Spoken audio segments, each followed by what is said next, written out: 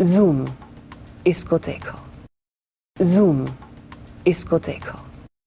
कमीने के गाने हो रहे हैं बेहद पॉपुलर, लेकिन इस फिल्म का सबसे पॉपुलर गाना फंस गया है कंट्रोवर्सी में।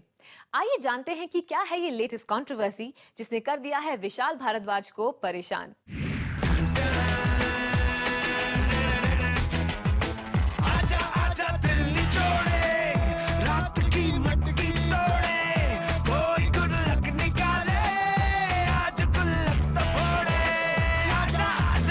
कमीने का ये गाना इतना पॉपुलर है कि हर डिस्को, हर पार्टी जॉइंट में डीजेस की नंबर 1 चॉइस बन गया है।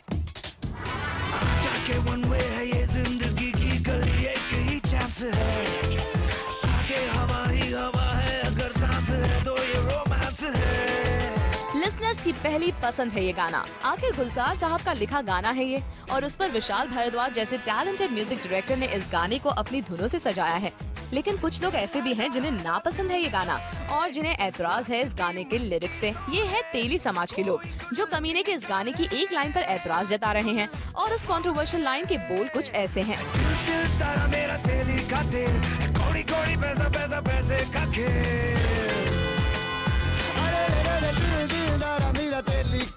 इस लाइन पर खड़ी हो गई है कंट्रोवर्सी, लेकिन फिल्म के डायरेक्टर और म्यूजिक कंपोजर विशाल भारद्वाज ने दिया है इन प्रोटेस्टर्स को मुंह तोड़ जवाब।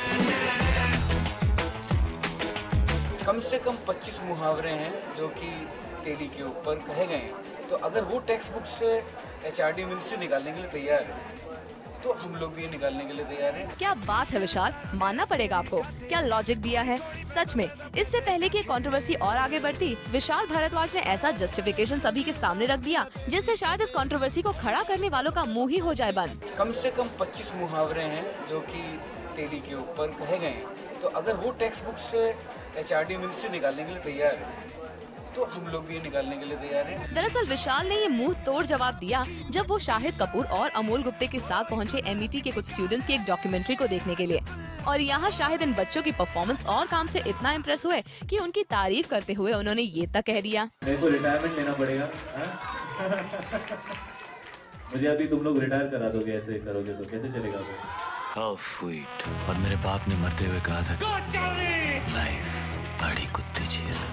रिटायरमेंट की बात छोड़िए जनाब, हम तो आपको 2009 की ब्लैक लेडी का एक बहुत इम्पोर्टेंट दावेदार मानते हैं, और इसमें सबसे बड़ा हाथ है विशाल भारद्वाज का, जिन्होंने कमीने का ये अनोखा कॉन्सेप्ट लिखा।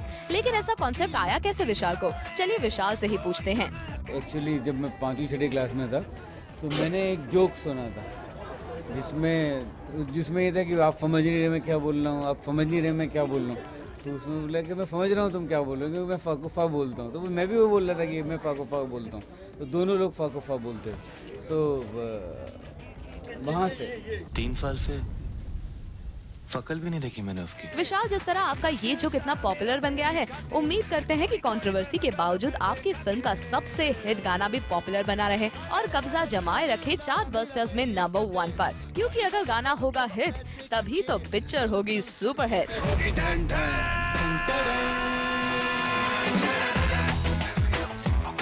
पारस कोठारी के साथ जानवी मुर्जारिया, ज़ूम, मुंबई।